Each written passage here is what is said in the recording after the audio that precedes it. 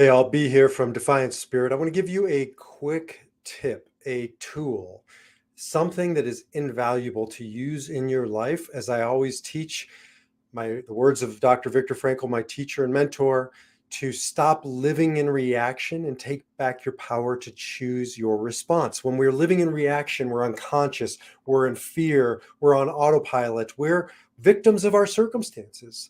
And we are not here to be victims of our circumstances. We are here to be powerful. I work with people all day, every day, to find their power, not from out there, but from within here. I use the Enneagram, but I also use the tools and strategies of life, and especially of logotherapy, meaning-centered living. One of the teachings in meaning-centered living by Dr. Frankl is called paradoxical intention. It's a fancy word or term that isn't exactly a marketing hit. Neither is logotherapy. Dr. Frankl had many qualities. Marketing was not one of them. So we're going to call it just taking back your power by focusing your energy on a problem or a perceived problem, and as I call it, flipping the script. That's what we'll call it, how you flip the script on a problem. And I want to tell you about my tinnitus or tinnitus. I think it's pronounced tinnitus, but I think I feel stupid saying that. So I'm going to call it tinnitus. I don't know what you call it. All I know, it's effing annoying. It rings in my ears. Now, I've been told it's early hearing loss. I've been told it's allergies. I've been told I'm nuts. All I know is it rings in my freaking ears all day, every day. I know, I'm sure there are remedies. I don't want anybody to fix it. I don't need any recommendations because I like my tinnitus. I like it. I'm not just saying that. Why do I like it? B, didn't you just say it's annoying? It's super annoying until I flip the script. I'm going to start calling it that. I like that. I'm going to flip the script on it. How? Because when I hear it, I have taught myself using this paradoxical intention, this flip the script scenario, stop hearing and start listening, right? Turn the ringing into singing. That's what I say to myself every time. Stop hearing and start listening. What does that mean? So I'll hear it and I'll take a deep breath. There it is. Are you listening? It's trying to tell you something. What is it trying to tell you? It's trying to tell you that the clock is ticking, tick tock, tick tock, tick tock. You only have another day here, or a year here, a decade here, or a quarter of a century here, but your time is limited. So stop hearing and start listening. Ariella will be talking to me, and maybe I wouldn't have been paying attention as closely as I would until I hear the ringing. Stop hearing and start listening to this beautiful, amazing, holy, wonderful woman who's by your side. See her, listen to her, not just hear her, but listen to what she's saying. Listen to the people around you, right? What they're saying to you, and stop reacting to them or to your circumstances and go forward in your life. Whatever it might be, I'm telling you, not a day goes by that I don't do this once or twice. And after months and years of doing this, I flip the script. And it is no longer this grating thing that used to drive me crazy. Now I don't notice it most of the time, but when I do, there it is. It's time to listen. It's time to stop hearing and start listening. It's not just me. I've seen lots of people do this. So I worked with a woman a long time ago. I shared this, but I'll share it again. Her husband died in their bed, and she had a fear afterwards, understandably, about getting back into bed. And she knew it was irrational. I mean, it's not rational, but she was afraid.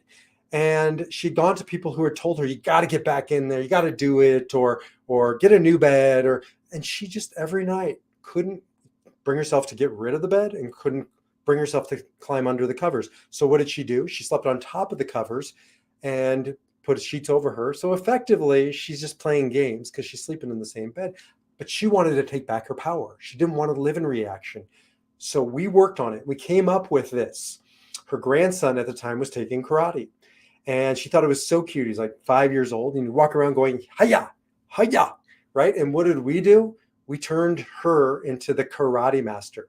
And her assignment was, every time you go to bed at night, karate chop the bed, karate kick the bed, yell at the bed, right? In that sort of, remember those old kung fu movies, right?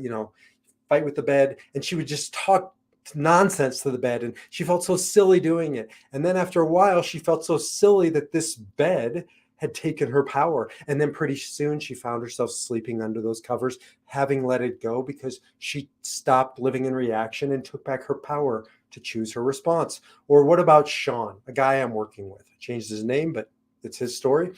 Sean is on the edge of a hypochondria. He's an Enneagram 1. They take their physical ailments very seriously.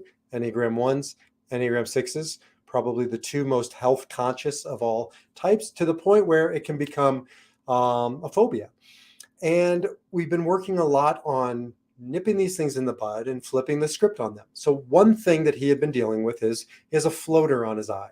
Just that, that little thing that you see sometimes when either your eyes open or you close it, you can kind of see something's floating. Well, he's been seeing it more and more, and it's the same thing. It's the same scene. I said to him, Sean, what does it look like? He said, it's two circles with a line in between. I said, you mean like a barbell? He said, yeah, actually like a barbell. I said, okay, here's how we're going to flip the script. Every time you see it, instead of going down the path of this is glaucoma, my grandfather had glaucoma, I'm going blind, I'm going to die, stop, catch your breath, make your defiant stand, Viktor Frankl says, and flip the script and say, thank you for the barbell. It's time to work out. He's like, B, what the hell are you talking about? That is a barbell. You're seeing a barbell for a reason, because you're supposed to get stronger mentally, emotionally, spiritually. You work out physically, you got to work this stuff out too, so that you get stronger, so that when you face the floater or when you face the fear factor, whatever yours is down the road, you have strength and you have a reminder that you don't have to live in reaction and you can take back your power to choose your response. So say thank you to the barbell. It's time to work out. And that's what he's doing. What are you dealing with that has zapped you of your power, where you've outsourced your voice, your choice to somebody or something beyond your control?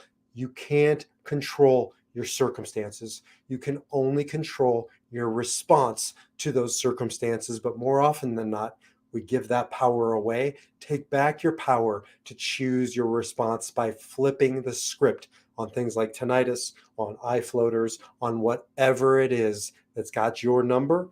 Defy your number. Live your spirit. That's what this is about. Jump over to Define Spirit, where you can learn more about ways that you can learn how to defy that number, defy that fear, and live your spirit. Would love to hear from you. Until the next time, defy your number, live your spirit.